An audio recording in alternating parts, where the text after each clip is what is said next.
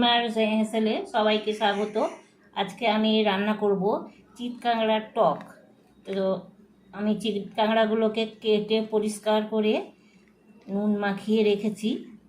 এর মধ্যে দেবো বা ফোড়নের জন্য সর্ষে, পাঁচ ফোড়ন, সব রকম মিশানো আছে। আর তেঁতুল হবে, তেঁতুল, পাকা তেঁতুল।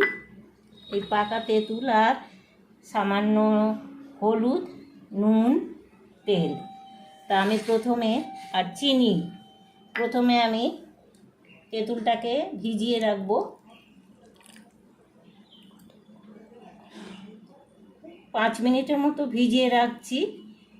তারপরে কাঁকড়া ভাজার জন্য কিছুটা তেল দিয়ে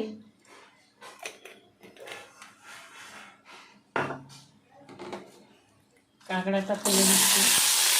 শসা শুদ্ধ দিয়েছি, কাড়ালে এর মধ্যে যে ঘিটা আছে সেগুলো বেরিয়ে যাবে, সেই জন্য আমি শসা শুদ্ধ ভেজে নিচ্ছি।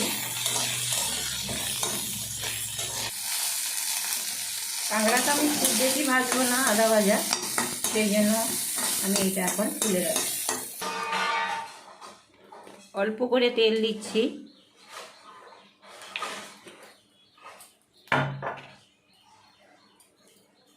পাঁচ ফোড়নে সব রকম মেশানো আছে, সেই 5 মিশালি 5 ফোড়নটা আমি কড়াই দিয়ে দিচ্ছি। এর মধ্যে তেঁতুল জলটা আমি দিয়ে দিচ্ছি।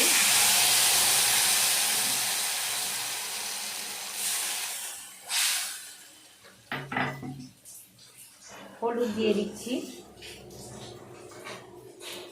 নুন দিচ্ছি,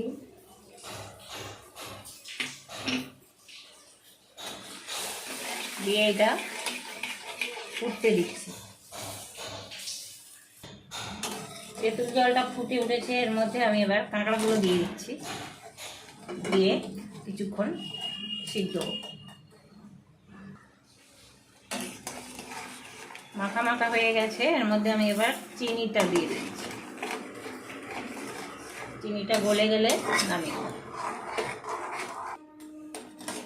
হয়ে গেছে মাখা মাখা। এরপরে আমি নামিয়ে নিচ্ছি।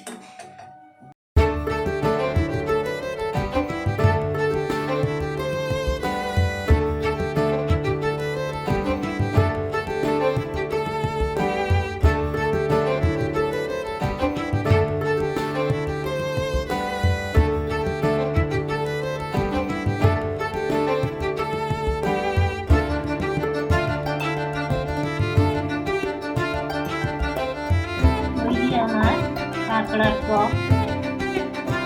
এই রেসিপিটা যদি ভাত দিয়ে খাওয়া যায়, গরম ভাতের শেষ পাতে, দেখবেন আঙুল চেটে চেটে খাবে। আমার এই